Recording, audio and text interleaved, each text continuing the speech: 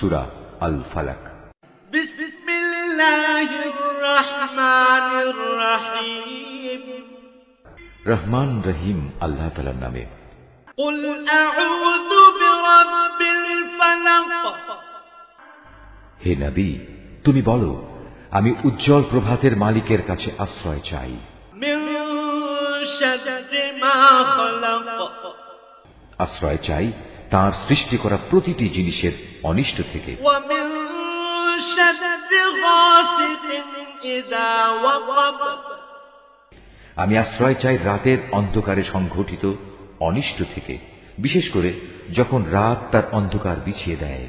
ওয়া মিন শাররিন নাফাসাতি ফিল উকাদ।